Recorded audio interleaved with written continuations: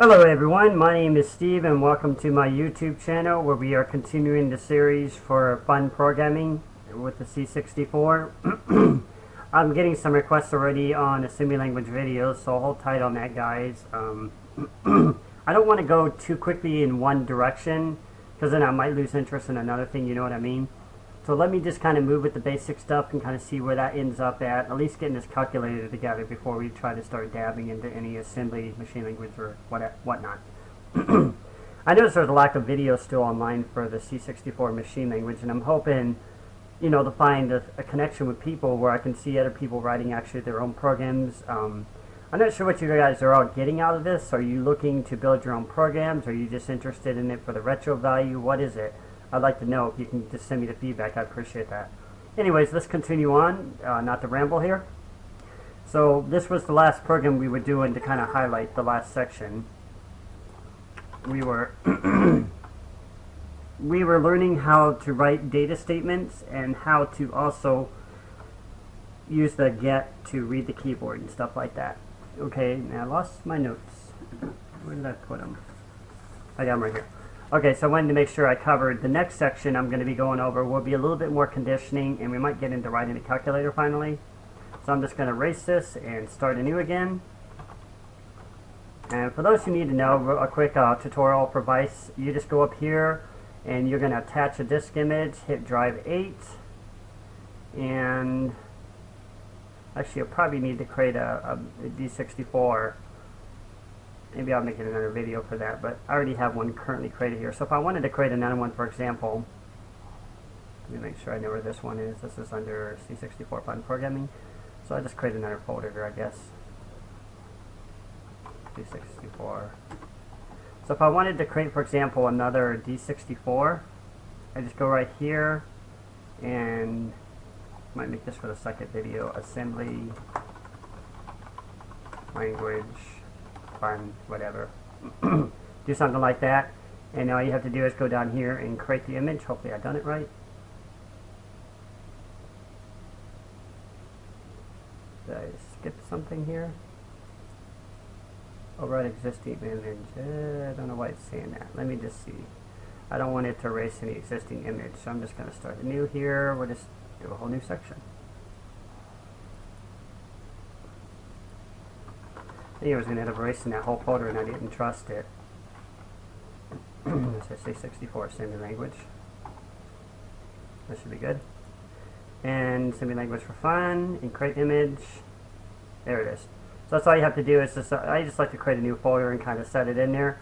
And now you see down here you can actually start saving programs to it. So anything you save over here will get saved there. So let's go back to our other stuff anyway, so I don't lose track of where I am. I need to just click on it. You can see I already got two programs here. But we're on to, did I say the third one? It's the fourth one. So we're going to clear the screen. So those who need to know, clear screen. And I haven't really prepared this one a whole lot, but I'm just going to kind of go into maybe, trying to think here. I want to use and or and try to compare stuff left and right. We've kind of done the numbers and comparison and stuff like that. Not sure if I could just make it words comparison or what I could do this time. I think we'll just stick with the numbers for now. Sorry guys. We'll leave the XX still. We'll just set this one to 10. I'll try to make this one shorter if I can to save time here. 20. And essentially all we're going to do is do something like this. Just say if XX. Actually, you know what? I need a third one. I just realized. So let's do ZZ equals 5. What am I doing here? Let me think for a second. So I'm just trying to compare 10 and 20 are equal. Oh, I know what I'm going to do. So here's how it works. We're just going to say if 10 is equal to x is equal to, xx is equal to 10 and yy is equal to 20. Let's just say maybe this is like a position in the game. You're at a certain location. And ZZ could represent a flag. So what we're going to do is another and here. So actually I probably didn't need to do all that. But anyways, if xx equals 10 and yy equals 20, then is equal to 5 or whatever. then we could just like, let's just say it's a game or whatever, and say you're at a certain location in the game, you're walking around, blah blah blah, and you picked up, I don't know, picked up a sword. Let's say there was a sword found at 10, 20. So position, what we're doing here is actually saying position x, or xx if you would, is equal to 10. Let's make this position x, y to make it a little bit easier for you to understand. It's 10, 20. So x is 10, y is 20. ZZ is just kind of like a flag in a game. I just did that just to kind of a stupid little example to demonstrate how AND works with your other values. So now we're going to kind of do something different. We'll set another value in here. I don't know, zy or something equals, let's just say 1. 1 is a common thing to use. So as a quick example, so we would just kind of repeat what we did earlier. X equals 10 and y equals 20. And zy is equal, no, is that x equals 10 or y equals 20? Let me try to say, if you're at a position and location in the game, you're walking around, it's either at a location, or let's just say you ended up on another side of the map and you ended up finding a special door or something. Let's just call this door, actually. D-O for door. Let's pretend we're writing a game. We're not writing a game, guys. We're just basically just teaching you some concepts of simple conditioning. Is do a command? I don't think it is. I hope not. I know it isn't object-oriented programming. So do for door, or door is equal to 1 or whatever. Then print you found the door. So what this is essentially doing, I'm not sure if it's going to work yet. If x is equal to 10 and y is equal to 20, or do is equal to 1, so what we could do is just basically change this out. Let's say he moved over to 15 and he's looking for a position, but he's not there, but he seems to have found a door somewhere else. Then it should still print that you found the door. So let's see what happens here. Picked up a sword, you found the door, because we know. Now if I change these to be equal, if I leave this at 10, it'll still work because the OR is going to be doing one or the other. It's either going to be doing 10 and 20 because it's going to merge these together, or it's just going to be doing the DO, which is equal to 1. So if you run it, you'll still get the same result. However, let's say we go up here and our flag is at 0, say the door is not to be found or something.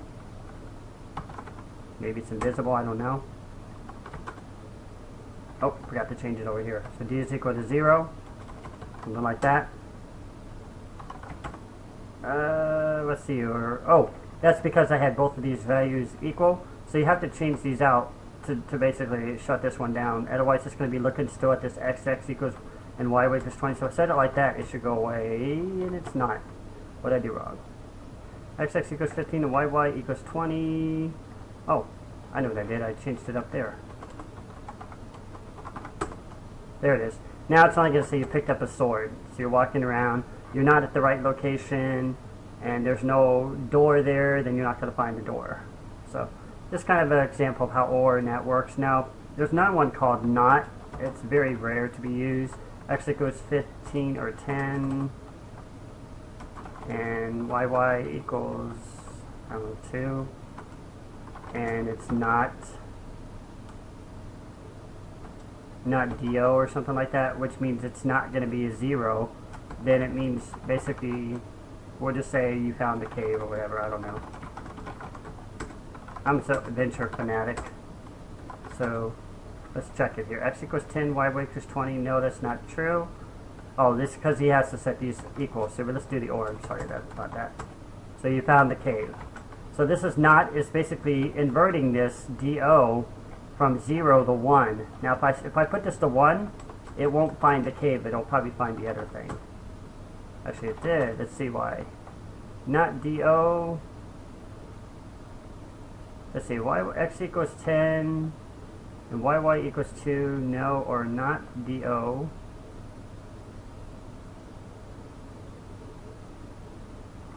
No. Found the door, you found the cave. I guess it doesn't work on the inversion. I don't know. Maybe it just only works on the 0 part. Weird. I don't know. Anyone wants to play with that, they can. I'm not going to waste time with it. I just wanted to kind of show you how the ends and the values work. So you're basically comparing numbers. So let's move on to this calculator. Hopefully get this thing moving. So I get on to some pretty exciting stuff. Calculator.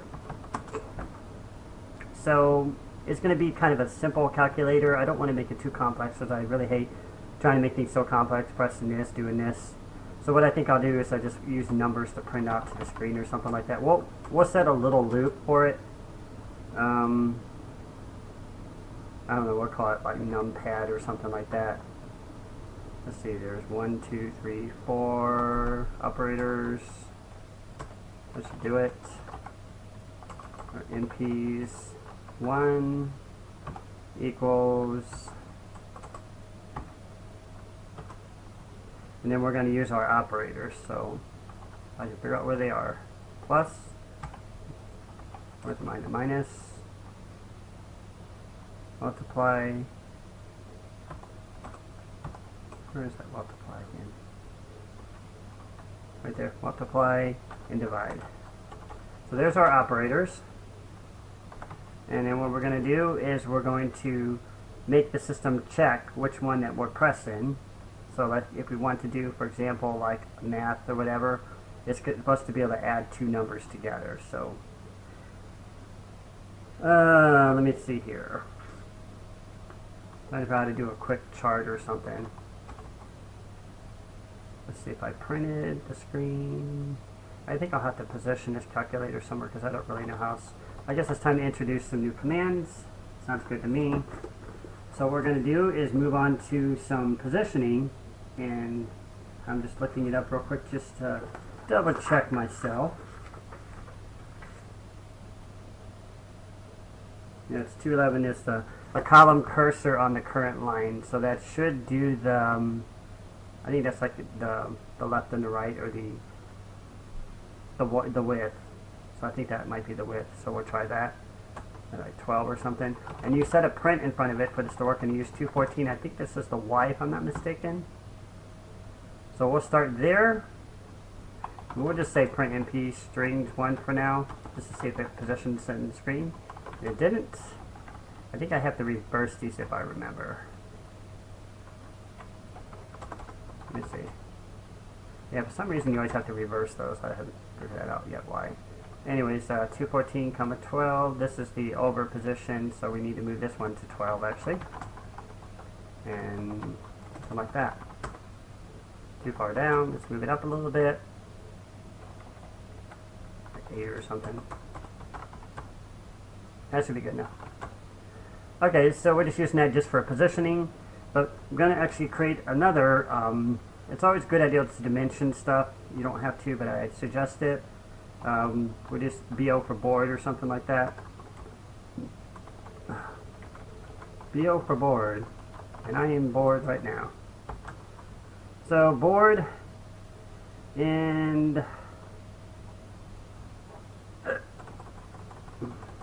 create a kind of a small calculator screen here. I might need to make it a little bit bigger, but we'll see. So we'll print BOs, not this one. Okay, there we go. Now we're just going to use a simple little loop to make sure that we print this to the screen. I'm going to change this to 120. We learned about loops earlier. Loop is just going to cycle through the whole section there until it's completed it. I'll show it to you in a minute here. So we'll say 10 and 130 will be next. Hopefully this isn't too much out of context for you, but so what we're basically doing here is we're cycling from 1 to 10. We're positioning on the screen and we're doing next. Now who thinks this is going to draw a box? Who thinks it's going to draw a line? Find out. Now why did it draw a line? Because we didn't change the values in our location. So what you want to do is you want to find the Y position, which I think is the first one. And I ran out of room here again. Darn it. Show you how to do that insert thing. And I'm going to have to say plus A print poke 211, 12 print BO string 1. like that. There you go. So now we got a little calculator thing going on. We gotta move this around a little bit. That'll just move it up a little bit. So we're gonna try to position those numbers in there somewhere. I could have actually just drew them in. I probably even need to really do anything. Oh, what's a freaking calculator look like? Let me pull one up real quick. Take a look. So, it's going to be a simple calculator. We should have like a 7 somewhere at the top here. It's not going to be like you click on anything. It's just going to be you press the numbers and it's going to work. Hopefully work. And let's see, 7. Wanted to like leave some room just in case. 8, 9, something like that would do. I probably don't need this extra one. Now, what it's going to do is it's going to print all 7, 8s, and 9s down the screen. Which is why I actually created this string. Now I realize why I wanted the string. I wanted it to change as it goes through the program and print in the right locations each time. To print in, actually what we're doing here was, we need to create a list of numbers and make it just cycle through the numbers. Okay, I'm getting a little rambling here. So anyways, we'll just call this one numbers, or NU for numbers. And we'll cycle through the numbers here. So 0, 1, 2, 3, 4, and so on. All the way through the numbers. Looks good. Now what we want to do is we want to position those numbers in the correct locations. I just realized I probably won't even need the BOs. I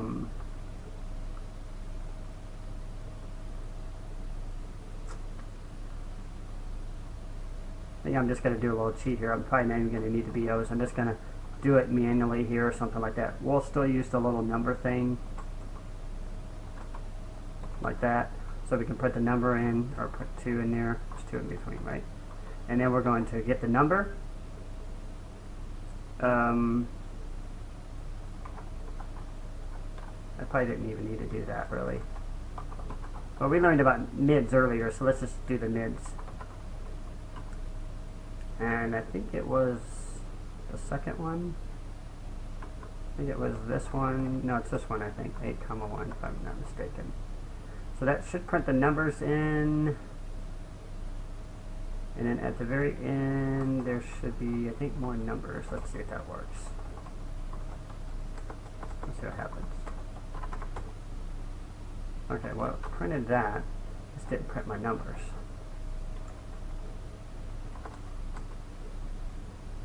Let's see. In-use, just kind of test here. Ah, never captured my in-use, did it? Because it's in 1? Where is it?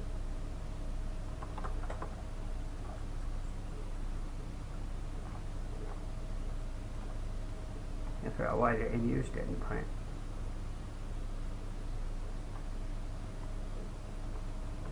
I don't think it's that.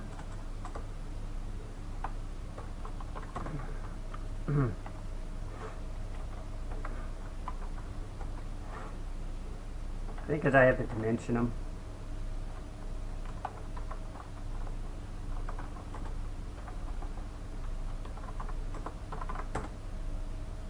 Alright, a little annoying here.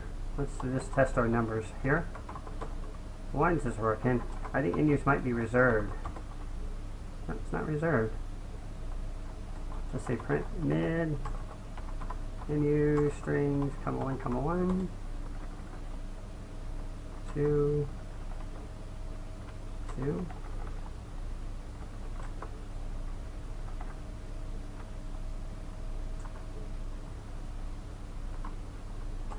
Maybe you just have to do that. Yeah, looks like you have to do that. So really don't need these 1s here. We can just take this out and do it like that. We'll still print it. There we go, set. It's not doing it the right way. But it's printing the numbers, but it's printing them the wrong ways. And also we need to make it go backward. So we'll need to make this flip backward. So we'll just cycle backward through the loop. We'll just say the length of in-use to 1 step -1, just like we did before. Let's see if that brings it backward. It didn't. Why not?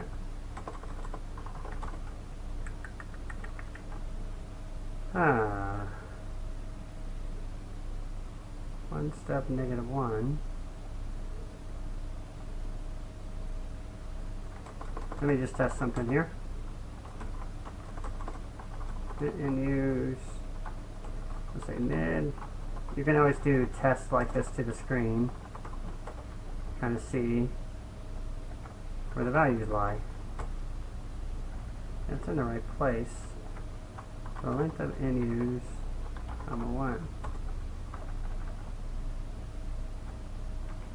-1, -1.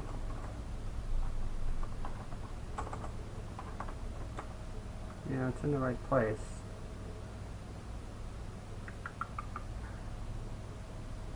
I'm gonna figure out why it's not printing.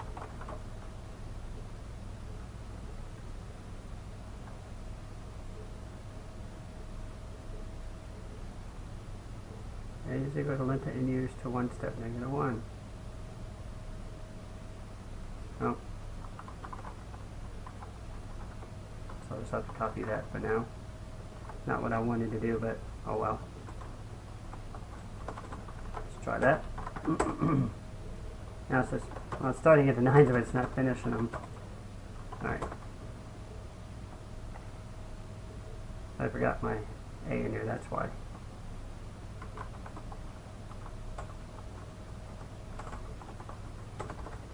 Let's try it again. Now we got a freaking error. What the heck? See, oh, we're missing. Whenever you get errors like that, you can always look these up. Syntax error 120. You can Google them if you want. Probably the fastest way just to Google it. I already know what it means. It means it's missing.